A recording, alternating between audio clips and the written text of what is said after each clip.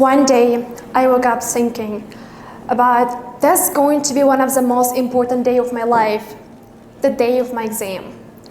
I had been preparing for months, late nights, endless practices, and imagining every possible scenario on my mind. I knew that I was ready. But that morning, something went wrong. So let me take you back to my DTM exam. The DTM exam is one of the crucial exams after graduating from high school and getting accepted to the university in Uzbekistan. Let me tell you what happened. On the day of exam, I was late, disqualified. Just like that, everything that I had worked for just gone. It wasn't that I didn't know the answer or I hadn't prepared well. I simply couldn't enter the test room.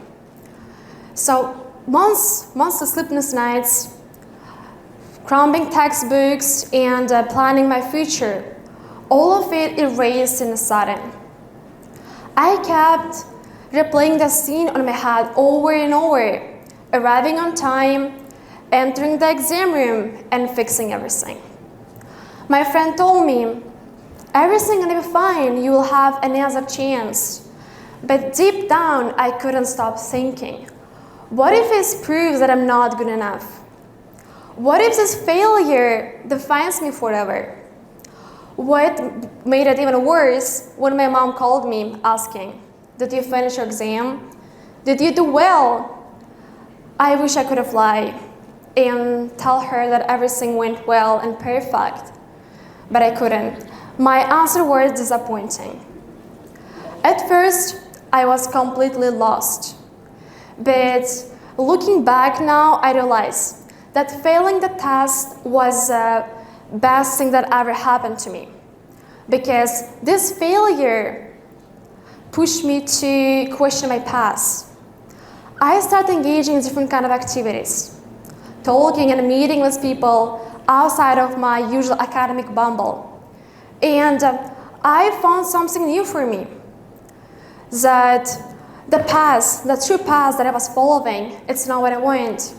If I hadn't failed my exam, I would never found my true path that excites me. So this failure, as painful as it was, taught me something that success would never do. Let me introduce you to the Japanese art of kintsugi.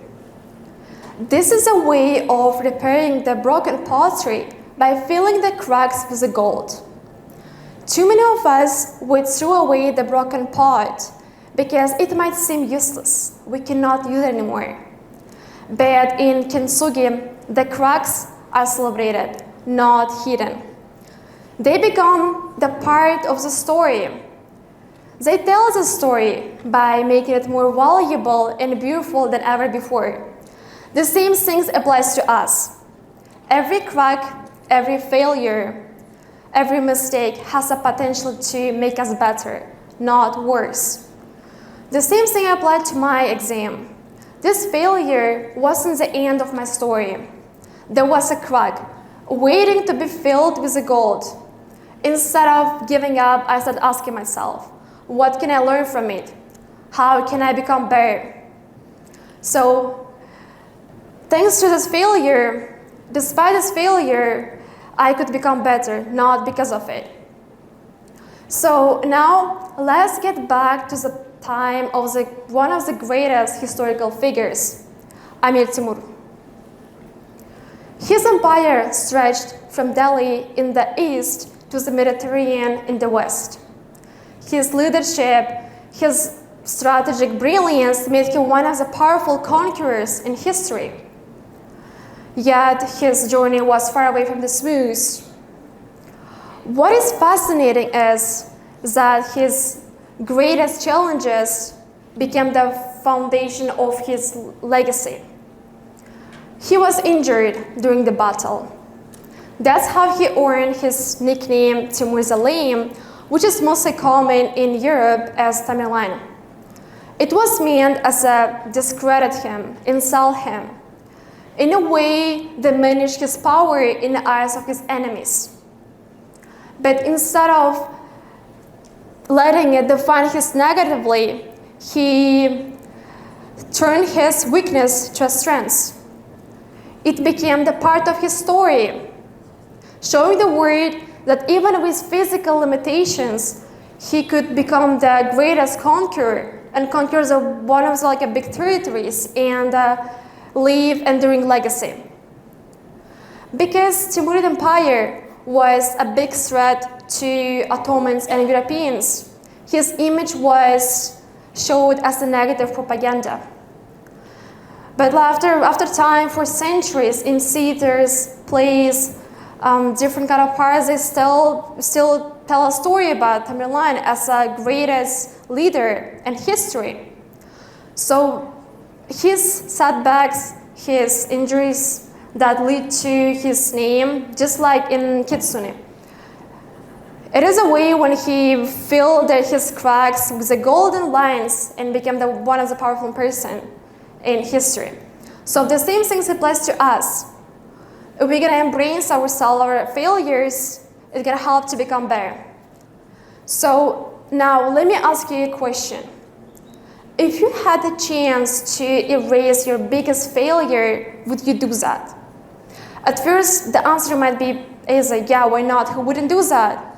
Because you can fix your past and get a better future. But wait. Think about what could you learn from this failure? How could you grow and become a better person of yourself? So failures are not moments to forget. Failures are moments to grow on. Imagine yourself as a piece of pottery. You are becoming better. You are filling your cracks with the gold. You are becoming unique, valuable, and stronger. Without them, you are just another pot and a shell. You are basic. You are usual. So let me tell you this. And remember this. You are not broken. You are becoming. Embrace your crack, fill them with the cold, and watch as they turn you into something extraordinary. Thank you.